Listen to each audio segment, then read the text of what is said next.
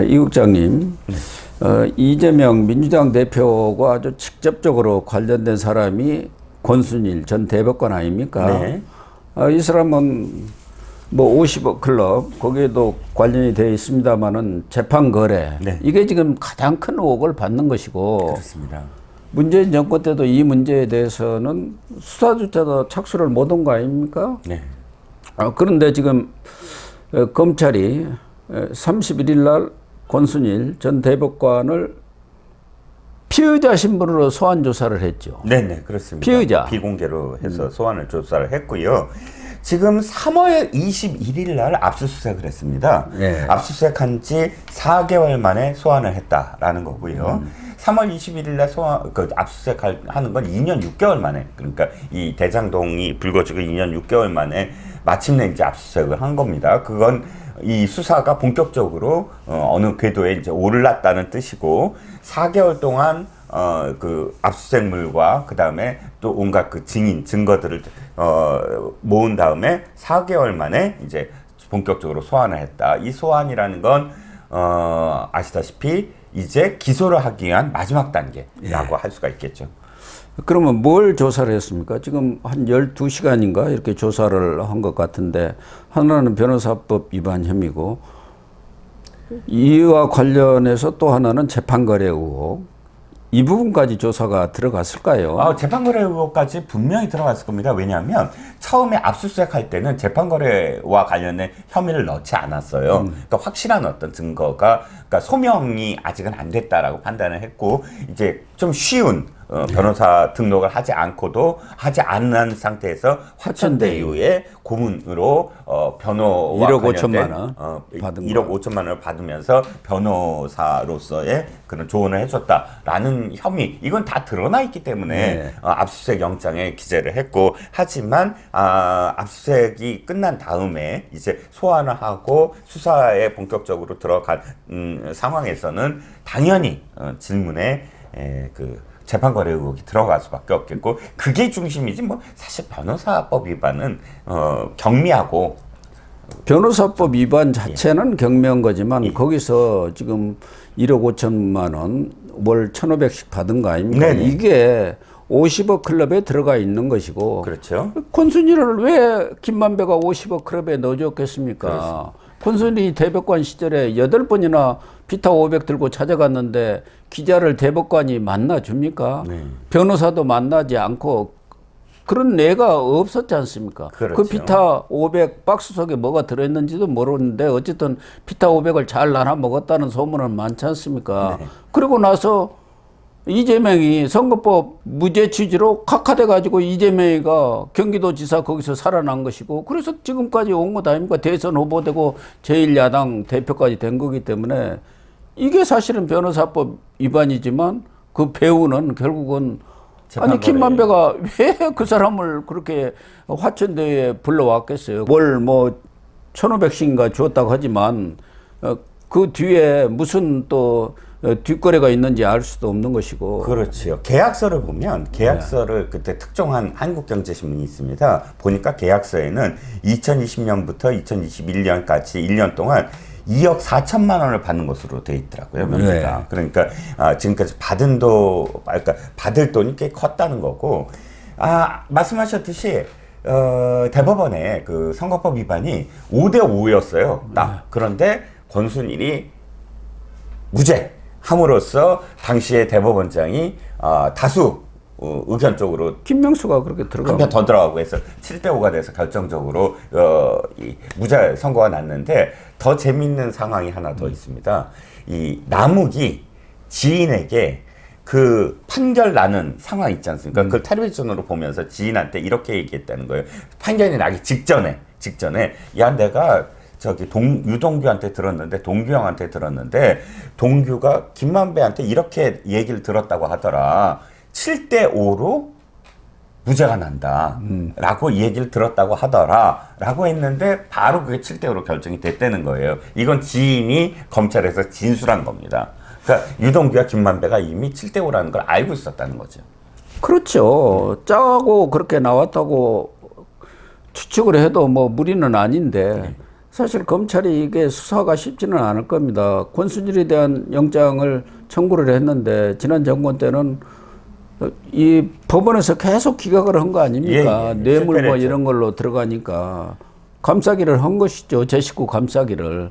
그런데다가 이 재판 거래를 수사를 하려면은 뭐 김만배가 입을 열 리도 없고 권순일이 열 리도 없는데 그렇죠. 그 당시 대법관들까지 다 불러들여 가지고 수사를 해야 하는데 이게 쉬운 일이겠느냐 그런 이야기죠. 예, 예. 그렇죠. 저는 법조계에서 들었는데 권순일이라는 사람이 한때 되게 존경받는 사람이었대요. 네. 그러니까 대법관 중에서도 실력이 있는 대법관이다. 대법관의 그 판결문을 제대로 쓰는 사람, 헌법 재판 아까 그 대법관의 연구관들 있지 않습니까? 연구관들 사이에서 아, 저 사람은 정말 뛰어난 사람이야라고 할 정도로 그런 위치에 있던 사람인데 이런 식의 정말 행태를 보일 줄은 정말 몰랐다. 전 2억 4천만 원 받고 무슨 고문을 하면서 사실 2억 4천만이 아니라 그 뒤에 50억이 있기 때문에 이렇게 그런 한 거죠. 거 아니겠습니까? 예. 왜 다른 사람들은 다 50억 받았는데 이 사람만 안 받았을 리가 없잖아요.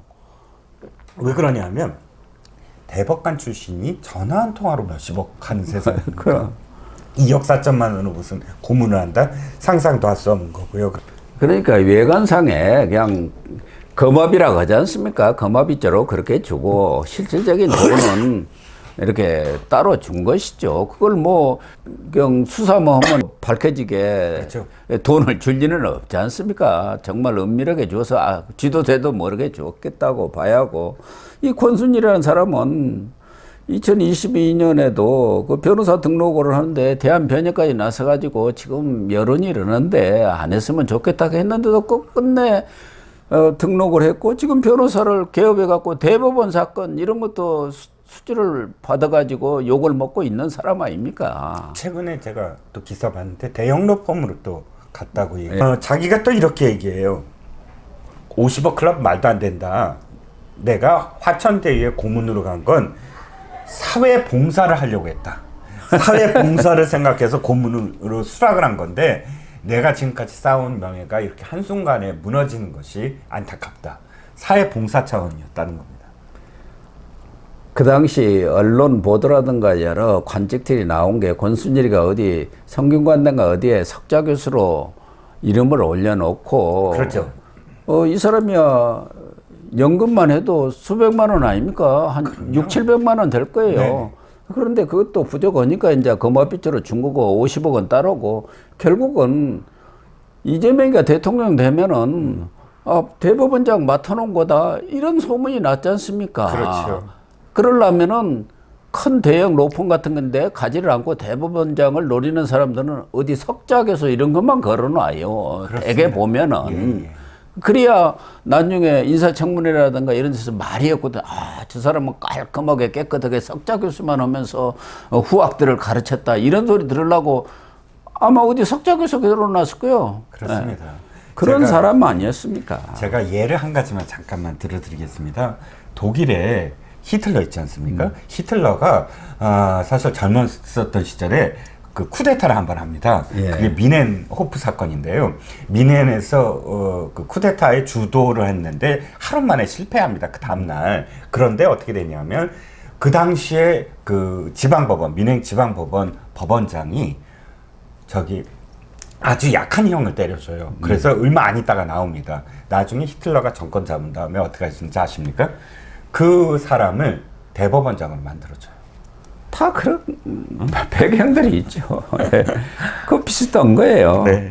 어쨌든 이재명은 만약에 검찰이 지금 수사를 한 데가 중앙지검 반부패 3부 아닙니까? 네. 이승학 부장검사인데 이 사람은 이창수 중앙지검장하고 전주지검에 있다가 올라온 네. 사람이죠. 그렇습니다. 지금 이창수 중앙지검장이 되면서 그동안 이원석 총장 시절에 밀어놨던 여러 가지 그 쌓였던 캐비넷에 있는 사건들을 끄집어내갖고 김명수도 얼마 전에 소환 통보했고 이 권순일도 피의자 신분으로 불러서 여기는 이제 조사가 이루어졌고 네. 아마 곧 이준석도 곧 부른다고 하는 소문이 있어요. 이것도 예. 지금 쌓여있는 사안 쌓여있죠. 아닙니까? 아직 그 예. 전혀 수사가 제대로 이루어지지 그래서 않았던 이창수 지검장이 그때 취임사에서 그동안 캐비넷에서 묵혀놨던 사건들 죄가 있으면 있다 없으면 없다 이걸 분명히 판정을 내려갖고 끝을 맺겠다 했는데 지금 그런 일환이 아닌가 그렇게 보여진다면은 이 권순일 수사도 만만찮게 진행이 될 것이고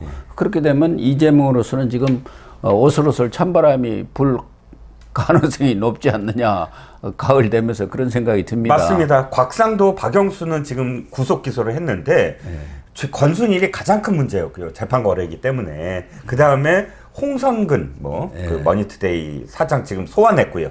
그 다음이 이제 김수남, 최재경 순으로 아마 계속 수사를 넓힐 것 같습니다. 그렇게 되면은 이재명과의 재판 거래 의혹, 그 50억 권순일한테 준 게 그 재판 거래 아니면 왜 주었겠습니까? 그렇죠. 김만배가. 8차례나 기자가 어떻게 대법원을 들락거립니까? 그러니까요. 대법관을 누가 만나줍니까? 대법관을. 대법관이 기자 만난다는 건 거의 상상도 못해요. 아니 원래 그렇게 안 만나도록 자기들 아마 내규가 있을 겁니다. 그렇죠. 당연히. 그렇지 않으면은 이게 재판의 공정성 문제라든가 엄청, 대법원의 신뢰가 그럼요. 추락할 무너지죠. 가능성이 있기 당연히. 때문에 그렇게 해놓은 거고. 정심도 외부 인사와 거의 안 하고 안 하는 걸로 되어 있죠. 그런 어떤 그 경계를 삼는데 어떻게 기자가 들락거리면서 대법관을 자기 마음대로 만납니까? 그 문제는 그렇다 하더라도 오늘 또 조간을 보니까 지금 법사위에서 그동안 대통령 청원 탄핵 청문회를 가지고 쇼를 했지 않습니까? 코미디 쇼를 하더니 이번에는 이제 검찰 탄핵 발의를 4명 해놨지 않습니까? 근데 나머지 3명은 만만치 않으니까 지금 제일 쉽다고 생각하는 김영철 북부지검 차장검사 이 사람은 그동안 뭐 여러 가지 좀 불미스러운 일에 연루된 것처럼 보도가 됐지 않습니까?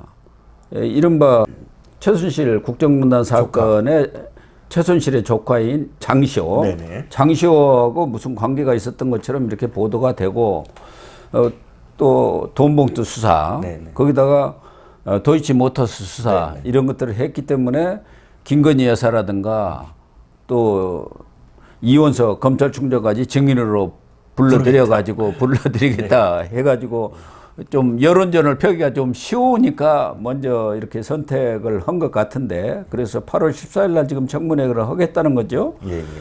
그런데 거기 법사위 간사인 이 김승원이라는 의원이 있지 않습니까? 재선 의원으로 알고 있는. 이 판사 출신인데 정말 이 사람이 페이스북에다 올려놓은 글을 보면 정말 한심하네요. 그렇습니다. 이 사람이 원래 그 안드로메다예요. 그 생각이 거의. 아, 그렇습니까? GSGG 사건이잖아요. 네, 그렇지. GSG 박병석 국회의장한테 욕을 한 사람 아닙니까? 뭐 그런 어떤 설화가 한두 가지가 아닌데 이번에 판사 출신 한 사람이 그렇습니까? 하긴 뭐 이수진이 또 있었으니까요. 이수진 취객 이수진 주모라고 하는 별명도 있고요. 또 옛날에 왜 각하새끼 짬뽕 현역 판사 시절에 그런 식의 어떤 표현을 쓴 사람도 있고요. 참 많습니다. 그런데 다시 돌아와서 김승원이 속내를 다 드러낸 거예요. 우리 이재명 대표님과 전 대표님과 민주당의 많은 분들을 괴롭힌 바로 이 검사 이렇게 표현한 거예요. 그러니까 우리 이재명 대표를 괴롭힌 사람에게 보복하겠다라는 속내를 그대로 드러낸 셈이 돼버렸죠. 언론 보도를 보니까 조작과 협박으로 이재명 대표님과 가족 그리고 우리 동지들을 괴롭힌 무도한 정치 검사들의 죄상을 낱낱이 밝히겠다. 아니 저는 제발 낱낱이 밝혀주셨으면 하는 게 뭐냐면 이거예요.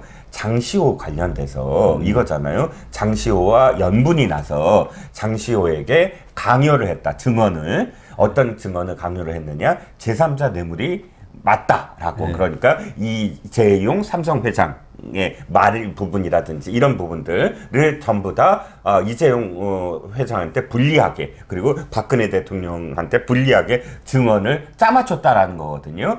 그게 만약 맞다고 한다면 지금까지 민주당이 국정농단 사건이라고 얘기한 게 뿌리채 흔들려요. 말이 안 되잖아요. 근데 그게 받아들여졌기 때문에 왜냐하면 장시호가 완전히 그때 키맨이었어요. 예. 장시호의 그 폭로들이 전부 다 받아들여져 갖고 제3자 뇌물부터 다 형이 세게 때려졌거든요. 그러니까 장시호의 그 증언이 이 사람들 이 민주당 얘기대로 이 검사와의 관계 때문에 억지로 짜맞췄다 그러면 뿌리채 흔들리는 건데 그런 거 상관없어요. 논리 구조 상관없어요. 그저 봉변주기다라는 겁니다.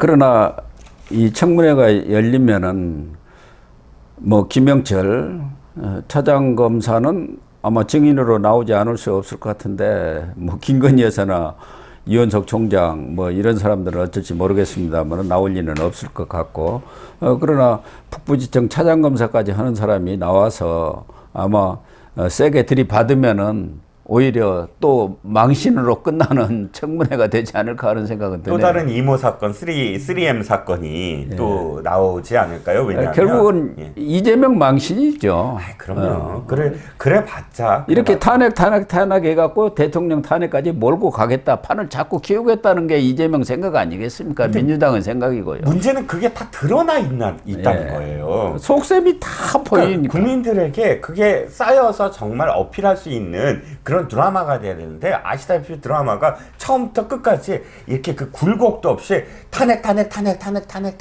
이것만 하면 그 드라마 누가 보겠습니까?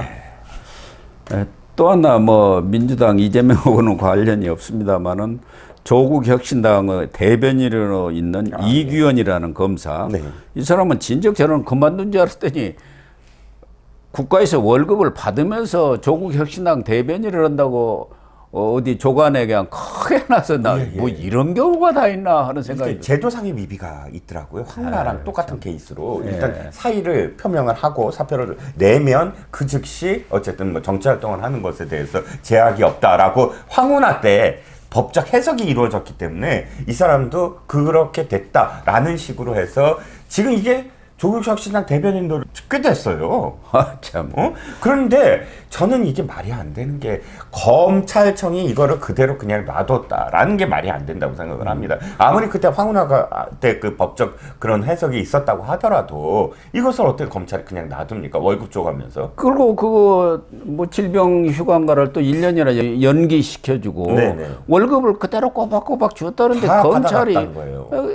정말 정신 나가는 검찰 아니 아닙니까? 이런 식의 이 검사 조직이 어디 있습니까? 기강도 없고 원칙도 없고 하다못해 이게 문제가 있다 그러면 그 법적 해석이 그렇다 그러면 그 법적 해석에 따라서라도 어떤 조치가 후속 조치가 그럼요. 있었어야지요. 참 별의별 일이 다 있습니다.